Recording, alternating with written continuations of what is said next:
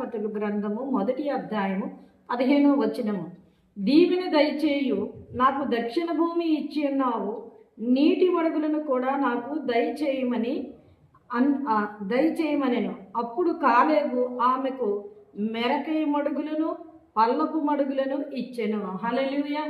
ప్రియమైన దేవుని బిడ్డ, ఇక్కడ ఒక కుమార్తె ఒక తండ్రికి చేసుకుంటున్న మనవి, నాకు దీవెన దయచేయి తండ్రి, నాకు దక్షిణ భూమి ఇచ్చావు, ఇదిగో నాకు పల్లపు మడుగులు కూడా ఇవ్వు అంటే, ఆ తండ్రి ఆమె ఒక్కటి అడిగితే ఆ తండ్రి ఆక్షాకి 2 దయచేశారు, నీటి మడుగులను కూడా దయచేశారట. అంటే ఇప్పుడు మన పరమ తండ్రికి నువ్వు ప్రార్థిస్తే దేవుడు నువ్వు ఏదైతే అడుగుతున్నావో నువ్వు ఊహించలేనిది కూడా ఆయన నీకు దయచేస్తారు. నువ్వు అడిగి ఊహించేదానికన్నా ఆయన ఎక్కువ నీకు దయచేస్తారు.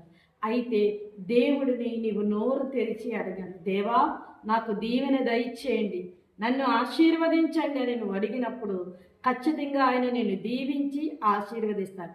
ఆక్ష కాలేబుల మధ్య జరుగుతున్న ఈ సంభాషణ యేసుక్రీస్తు వారికి నీకు నాకు మధ్యలో ఉన్నప్పుడు అలాంటి ప్రార్థన మనము చేసినప్పుడు ఖచ్చితంగా దేవుడు ఆశీర్వదించి అనేకులకి ఆశీర్వాదకరంగా ఆయన భవిష్యత్తులో నేను నిలబెట్టబోతున్నాను.